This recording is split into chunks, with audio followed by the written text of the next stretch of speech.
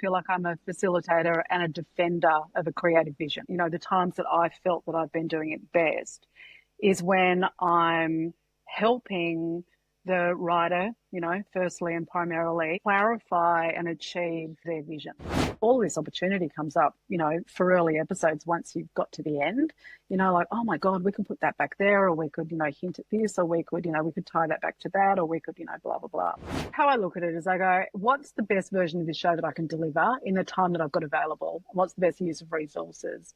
And if more time in the edit is going to help that, then I'll fight for that.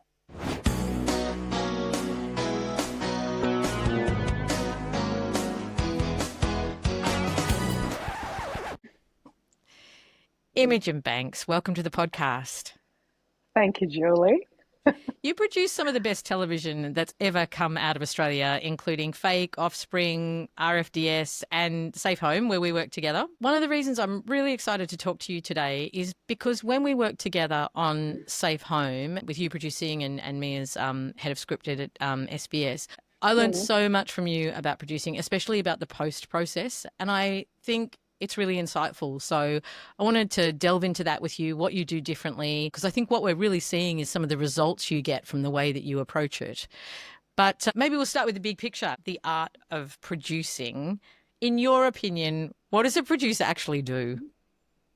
For me, the way that I always approach it is that I feel like I'm a facilitator and a defender of a creative vision. The business part of producing is the bit that I suffer through to get to the bit that I like, which is the creative. I'm the kind of the fence around the creative vision. And I'm there to kind of like hold that and protect it and, you know, facilitate it. It's quite a shape-shifting role. And I feel that often what I'm doing is I'm trying to kind of like learn the people that I'm working with and sort of adjust in response to their needs. So a lot of the time it's interpreting, explaining and problem solving, obviously. So that's the main part. And that's the main way that I think about it. I used to always tell people that that's what a producer was, a professional problem solver, because you really do get to the front of so many problems that you need to solve. But I love what you say about it being a defender and that you're really protecting that creative vision, because I also think that is the definition of a good producer. No one really teaches you how to become a producer in a way, and people come to it from so many paths and it doesn't have a particular qualification really. What do you really think a good producer is? You know, the word producer is applied across so many kind of disciplines. And to so many different practices. You know, there are producers who are incredibly good at the business and not so good at the creative. There are producers who are really great at the creative, not so good at the business. There are, you know, people who are good at both. It's matching material to market and it's finding opportunity for that material and then, you know, I mean, selling and financing it.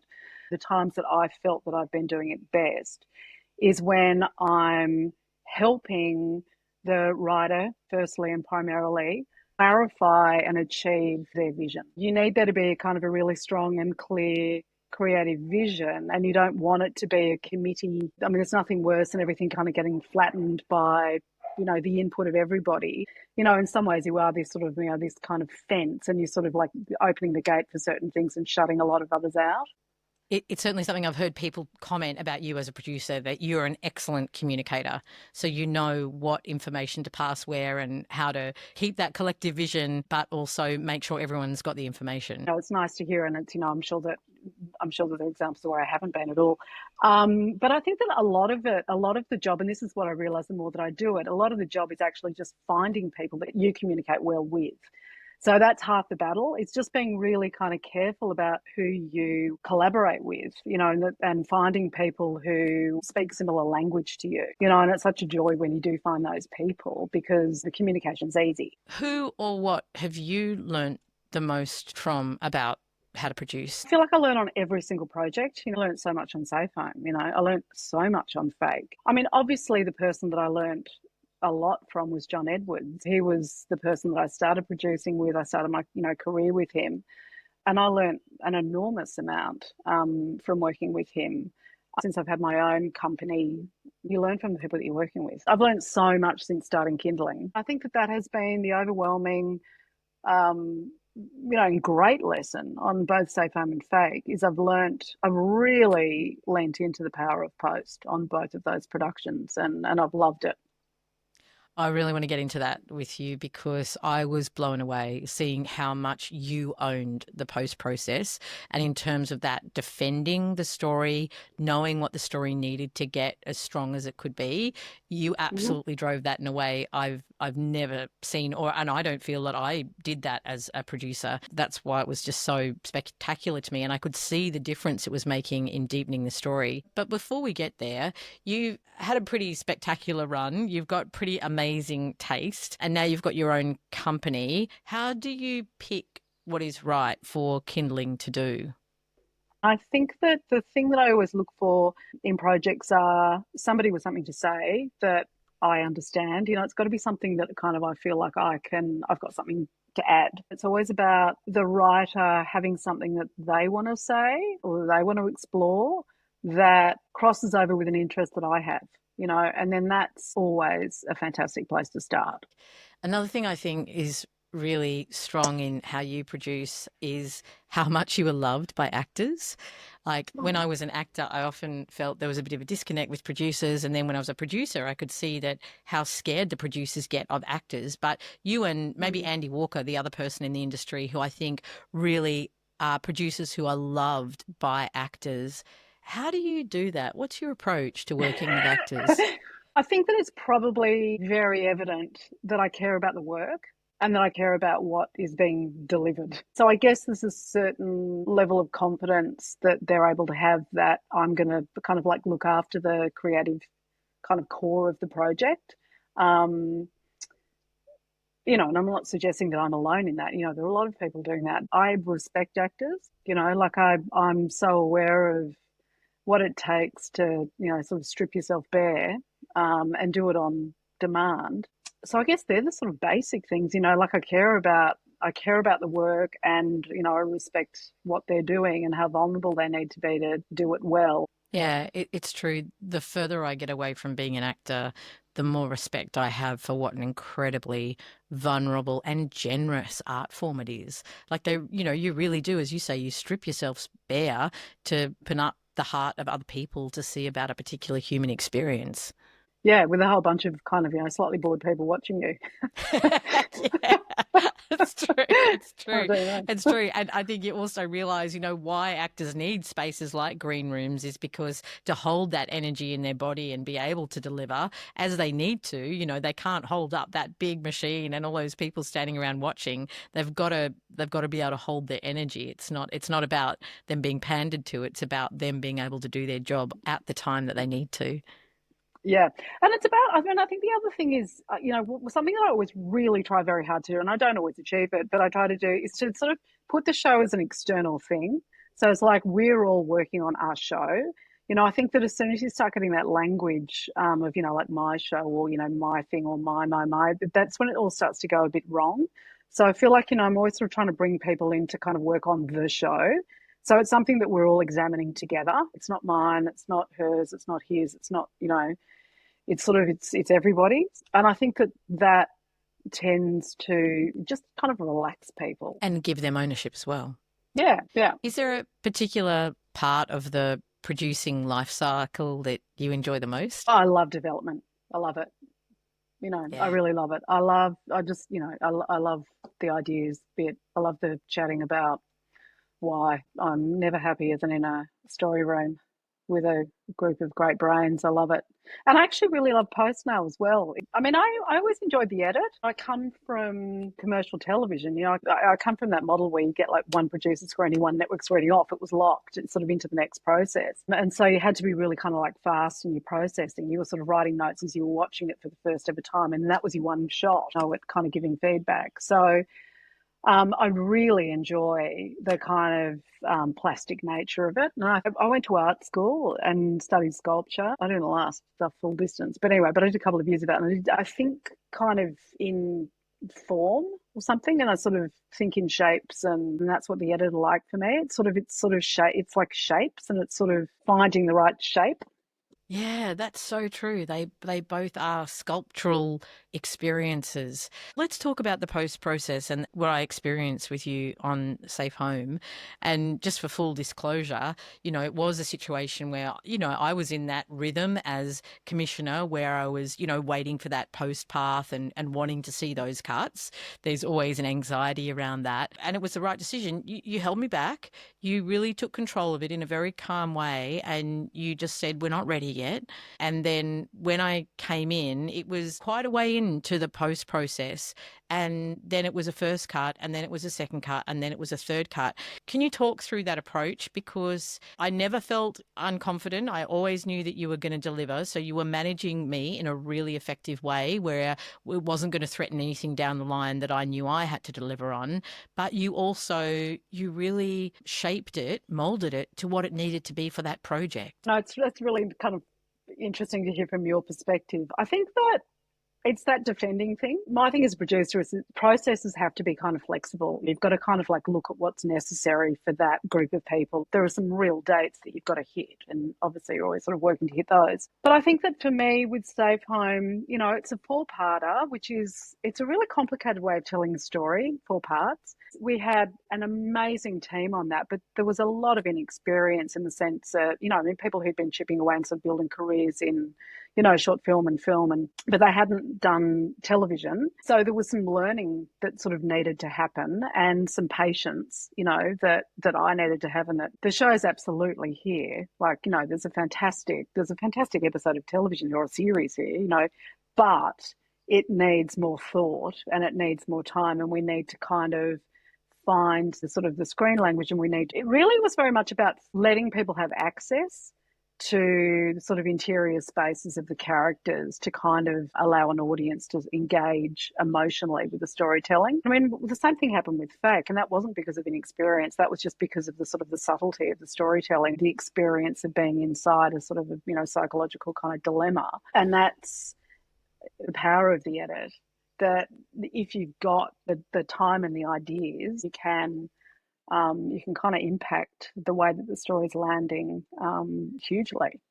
And it's fun. When you talk about finding the language, can you give us some examples of that? With Safe Home, I think what it was actually was we didn't have those sort of jarring flashes for Diane's story, which was, beautiful Janet's story, which was for people who haven't watched it, she was a woman in a terrible situation. And because of the way that character was behaving on screen, she was kind of contained, and she was, holding everything kind of in tight because she was a woman who was, living in a volatile situation. So we needed to kind of let the audience know what was happening for her sort of internally. So we just sort of played around with the screen language in the sense that we sort of like looked at kind of, flashes of, we played with sound, sort of image flashes as well. We'd always talked about, finding something for the other, stories that we were sort of featuring in different episodes, but we hadn't actually landed on anything. So that was very much something that we sort of needed to kind of look at in the edit. Yeah, it was essentially finding a visual storytelling medium that helped people get emotionally into what each of those characters that were featured in the different episodes were feeling, and they all had their own sort of touch points, and hers was particularly visual. And for Fake, was there a different but similar way that you found through the edit a language that helped land that story? The similarity with both of those pieces of television is that they're really sort of one story, so they're, unlike episodic television of the old days, one story. So it's just the ability to look at all of the episodes and to kind of calibrate them all before you start delivering, because in the old days, you'd cut episodes 1 and 2, you'd send them off down the line, that they'd be locked and they'd be off before you'd cut sort of episodes 3 and 4, and then they'd be locked, and then you cut, and then you'd be thinking, oh, if only we'd known that we were doing this in this episode, then we could. If you've got the time, and obviously deliveries aren't running or TX dates, if you can take it and if you can kind of afford it, because that's the other sort of part of it, is that your payments are often triggered by delivery. So if you can kind of hold on and hold back the delivery of everything, then you can look at all of the episodes. You can look, back at episodes 1 and 2 when you've cut episode 8, and when you've really sort of, been through the whole experience of the show, and there might be something that you've learned in the story later that applies. With Fake, it was more because we had actually locked the first couple of episodes because Emma Freeman had done them and she'd sort of gone off to the newsreader. So those were sort of locked, but we hadn't scored them. We hadn't done graphics. We hadn't done all those sorts of things. And so they were the things that we were able to sort of, establish the language for the whole series, not just for the first 2 episodes. So we're able to go, okay, what does the music need to do to get us from there to there? And what's the graphic language that's actually going to work for the whole show? And how does it evolve? And where do we start it? And so we're able to sort of keep going and throwing with it all and sort of developing it and just really kind of honing it, and being really intentional with it all. Not locking off episode 1 until you've got that final ep, so that you can really have a consistency, and everything that you've learnt about the story all the way through, you can make sure that those really important early eps also benefit from that. Well, it just means that you've sort of you can exploit opportunity. All this opportunity comes up, for early episodes once you've got to the end, like, oh my God, we can put that back there, or we could, hint at this, or we could, we could tie that back to that, or we could, blah, blah, blah. You're very lucky if you can do that, if you can hold all episodes open until the end. I love talking about these things because they are doable. Sometimes they just take a bit more organisation or a bit more upfront understanding, because, as you say, we don't have that same network imperative to get things on air. So it is a different era of making television, which does allow this kind of thought and approach to happen. Another thing that I remember learning from you that I've put in the 79 lists that I've been doing is about the importance of characters having time alone on screen. Can you talk about your approach to that, and also how you've used that in past shows to help people emotionally orientate to characters? Like, I remember you telling me, for example, how you'd used it in Offspring to really bring people into Asher Keddie's character. I think that was very much something I learnt making Tangle. So very early in my career, it's very much a Fiona series thing. She always wrote these little scenes of people alone, these little moments, these key moments of people alone. And I, always loved them. And they were always moments that you had to kind of fight to keep in script. Sometimes it was directors that you'd have to fight about them, because they'd be like, how am I going to let an audience know that she's thinking that? Because Fiona would write something like, she lies in bed thinking of blah, blah, blah. But you'd be like, no, just trust the context. And they were always really powerful. They're just always these moments that sort of let you inside a character's emotional state and really kind of like bond. And they're also sort of opportunities to explain something about somebody without, having to, put it in dialogue. They've just always been something that I've loved. And so I've always fought for them in script and defended them and tried to explain them to whether it's network or director and I do think that, sometimes they can be really indulgent. There've been moments where they've sort of gone on for far too long. I think also once people start working with them, they start to really love them. And there've been moments with directors where they've sort of started to milk them to a point that, it's unsustainable to justify sort of a, 3-minute scene of somebody, drinking something or putting on lipstick.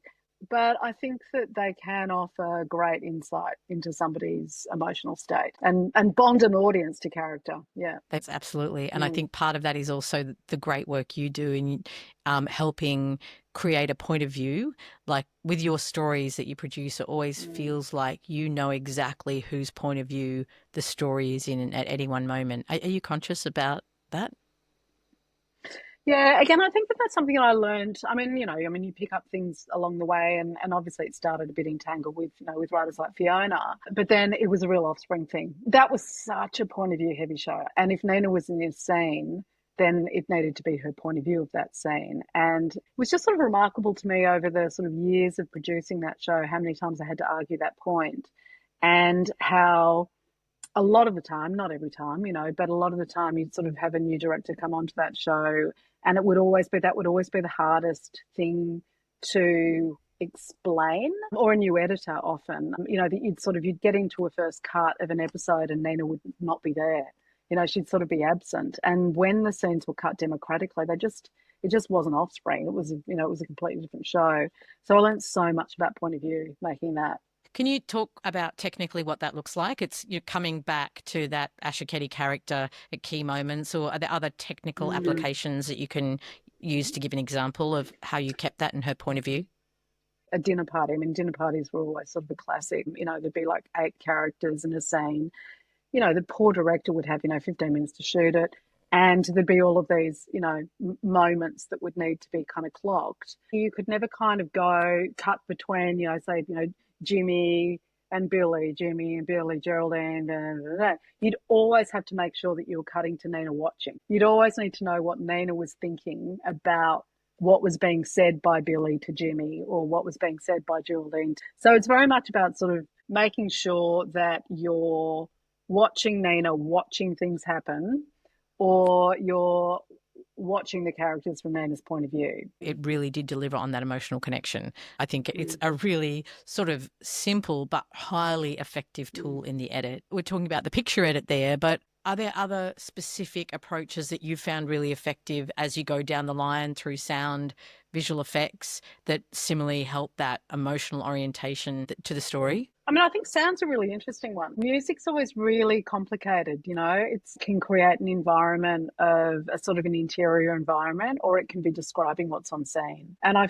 feel like I'm slightly allergic to music that describes to me what I can see. I think that you can use music as subtext, you can use it to kind of explain or sort of help suggest something else. That's always my preferred approach to score, unless it's being used very directly and for a very good reason for storytelling. I hate being kind of manipulated by violin, It's always very upsetting to me. I love working with composers. It was the first draft of the music of Fake, and Cornell and Alex did such an incredible job on that show.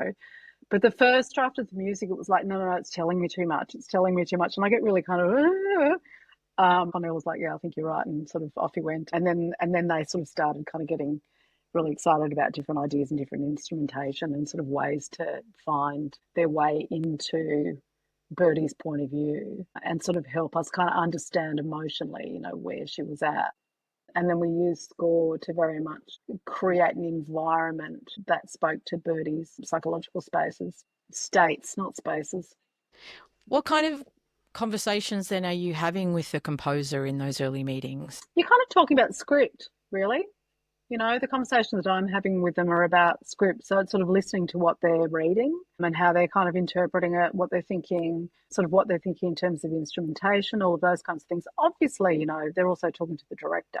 Sort of where we wanted to start with the music. There was an element of kind of like fairy tales and stories and the fiction of romance. And then we wanted to kind of disturb that. Then it becomes very much about method and approach. So it's sort of like, well, these are the ideas, but then what does that actually practically mean? And the difficult thing with, for, poor composers, I always feel a bit sorry for them, is that, there are sort of all of us sitting around there who are sort of not terribly musically literate, kind of trying to give feedback, in emotional terms. There's a lot of like, oh, a lot of kind of like noise making and kind of, facial expressions to give feedback on musical pieces. So what's lovely about collaboration is that you kind of, you find people who can decode your grimaces and you kind of, any kind of snorts and grunts. And you just find people that you can kind of talk to. Really is about the collective, and it's a bit of a dark art as to when that collective has magic and when it doesn't. You can do your best, but then one wrong part of that component can really throw out the balance of a whole process, can't it? It really can. But then, at the same time, it is that thing that you first laid plans. You think that you've got this kind of great environment and you think that you've got this great group of people, and then something can go wrong because, it's people, we're all emotional beings and people go through things. So, and that's where the problem solving comes in. Sure, and we work under incredible pressure, so it does bring all sorts of things out that you might not have anticipated. When we're talking about more time in post, I think it is one of those points, along with more time in development, where for relatively low cost, you can get great bang for your buck in story. But obviously, it often comes at the end of the shoot where most of the money is spent. There's not much left on the table. With time and money in post, how are you managing both of those on a practical level? Part of it has been about just going, well, this is what it needs. We're just going to we're going to use every second of time that we have and spend the money. How I look at it is I go, what's the best version of this show that I can deliver in the time that I've got available? What's the best use of resources? And if more time in the edit is going to help that, then I'll fight for that. You've made a choice with Kindling too of quality over quantity. That's what your brand is. That's kind of the sole aim of what we do, is to try and make shows the best that they possibly can be. And so if that means more time and we're able to get it, then, we'll take it. So to really rigorously use that post process, how long do you think you need to edit an hour of drama? Like, what is best practice in your experience? I sort of hate rules because I don't think that there's sort of a standardized model. I think that you've got to, and this is, I suppose, where, what I encourage is that you kind of have to look at the people, look at the material, look at the, experience levels, look at the time that you've got available, and then make the decisions. And obviously budget, it's budget dependent, but I think that's the job of a producer. I think it's to kind of go, these are the boundaries, and then sort of how best do we use the time sort of within them, the time and resources within them, how's that best spent? Now that I've made Safe Home and Fake, I will always make sure that there's room for more time in the edit. I'll always give it as much time as I possibly can, and I'll always now try to make sure that I'm delivering everything at once at the end. And, and I acknowledge that that's not always possible, but I will always try for that. That will always be my sort of like first position. You can see the benefit of that. And I guess we're seeing as audience the benefit. I absolutely can see the benefit of that. How do you manage that then with the stakeholders and with commissioners? If you're having those conversations early, my experience of stakeholders has never been that they want to stop you from doing anything like that. It's about expectations. So it's about setting the expectations up at the beginning and having those kind of conversations early. And I think it's also that thing that as soon as you sort of see that maybe there's a need that you hadn't anticipated, it's kind of just telling them. So it was like you with Safe Home. It was like I knew that we were going to need more time. And as soon as I knew that, I told you, just give us a bit more time and then come in. It's so fragile, it's such a sort of, some shows are really robust from the beginning, but some of them are really fragile. And if you don't kind of protect them, again, it comes back to protecting them. Sometimes it's just holding your nerve, you're just like, this is not working yet. But I feel like if we work, if we just kind of keep chipping away, there is a version of this that will work. I need to protect this until it's sort of slightly more robust.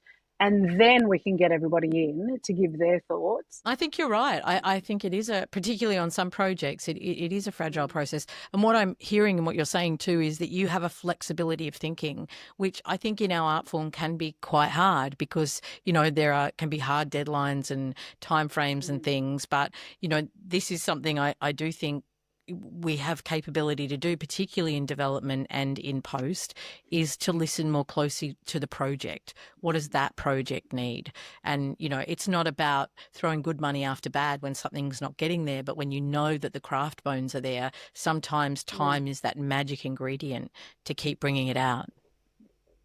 Absolutely. It's the sort of the good of me, but it's also really the worst of me is that I don't have fixed thinking about anything. But I'm always figuring stuff out and I'm always flexible. And I was thinking about, for some reason, do you remember the red and the blue, those little plasticine? It was an Italian plasticine animation, claymation, when we were young in the 70s. And I think about that a lot. And I feel like that's the way that I think. It's this sort of constant reshaping. I think that's why I love development. And the edit, because that's what you're doing. You're constantly reshaping it. And that's also why it's important to find the right collaborators for that, because there are some people who hate working like that. There are some writers who don't want that constant kind of conversation, but there are some who love it. Over your career, but then particularly looking over these last few years where you've got to, have your own company, as well as really looking at the post process, have you found other ways of doing things that you think are really helpful in terms of that good to great story ambition we have to keep strengthening our stories? I think that for me, it's always about if things feel hard, then there's something wrong, you know? I think when you've got really good alignment with a writer and you're both kind of really on the same page, and then everybody that you sort of like bring into that is also aligned, then there's sort of an energy created that pushes projects over the line. I feel like in my career, whenever I've made a pragmatic decision, that, whenever it's been a decision based on, I mean, not necessarily a shortcut, but maybe somebody else's thinking, it's always gone wrong. Yeah. And I think alongside that is that clear shared vision that multiple people have that is the same is also where I've felt there's a flow and things actually get made as well. Like, it's one of the reasons I do like that showrunner model or writer producer, whatever you want to sort of call that combination, is because when you've got that heartbeat of a project, feels like others can align around it. Whereas if you're missing that clear central vision that's got a momentum to it, then projects do just seem to be very hard to get up. They are for me. They're not for everybody, but I think for me, I can't work like that. And I run out of energy for them. That's the other thing that I've noticed, that for me to kind of maintain my energy for a project, it's got to be something that I feel very kind of creatively invested in, and it's got to be a relationship that I feel, really confident in. So, and that's when it all kind of, magically becomes something with momentum. Yeah, indeed. Any advice that you'd give to an up and coming producer? I think it's really about finding your collaborators. I think that's where I was so lucky when I started, because I came out of an agency, I was working at RGM. And during the time that I was there, I sort of discovered this love of, script really, and of writers, and of that process of kind of thinking through ideas. And so when I came out of RGM, it was very much that I wanted to develop a project with Fiona, and I wasn't thinking about producing. I just sort of wanted to work on script, and that's really what started my career, was that. So I think that for me, it's very much about just finding collaborators. It's finding your peer group and going from there, and really kind of trying to kind of understand what it is that drives you with the material. The simpler you make things, the kind of better they are. Or for me, that's the case. The simpler things are, then the more chance they have of actually becoming meaningful. Do you mean the simpler the story idea, or the simpler the relationship? The cleaner and clearer it is. So the simpler in terms of this idea is good, this person can achieve it, rather than going, this idea is kind of good and it could become something. I don't know if they can quite. And I feel like there's a lot of that around. There's a lot of those projects where it's like, oh, this might be a really good opportunity. Oh, maybe if I did this, or that never works for me. And I love what you're saying about find your peers, because I think a lot of the time we look upwards in this industry and we want to work with that person who's already got success. But actually, if you find great collaborators that are at the point that you're at, then you become that next generation together. Absolutely. Imogen, I love talking to you. I love how you produce. I love the work you make. Thank you so much for spending time with me. One of the things I always end this podcast with is getting people to pitch an idea that they think would make the industry better for all of us. So I'm wondering what your idea is. I'm such a non-fixed thinker. So as soon as I have an idea, I kind of dismantle it. The one thing that I'd love to do, though, this is what I've been thinking a lot about, is the idea of retreats. I think just in terms of sparking collaborations and in terms of sparking ideas, there's room somewhere in this industry for a retreat of sorts, like a creative Gwingana. And I just really love the idea of that, because I think that, when people get together, it tends to be like Spark Conference, and then it's all producers, and it's a fairly sort of regimented kind of, it's everyone's there to sell and learn. It's not kind of dreaming time. And I think that it'd be really nice to have more kind of like cross industry. So, actor, writer, producer, director, casting, whatever, grips, for God's sake, I mean, whatever. But I think of just sort of like minded people spending time together in a kind of no stress environment, learning and thinking. And so if anyone wants to fund that, I'm here for it. I love that idea. Thanks so much for your time, Imogen.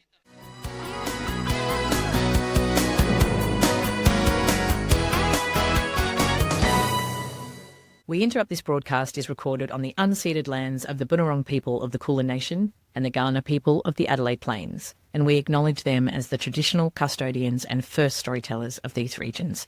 Always was, always will be.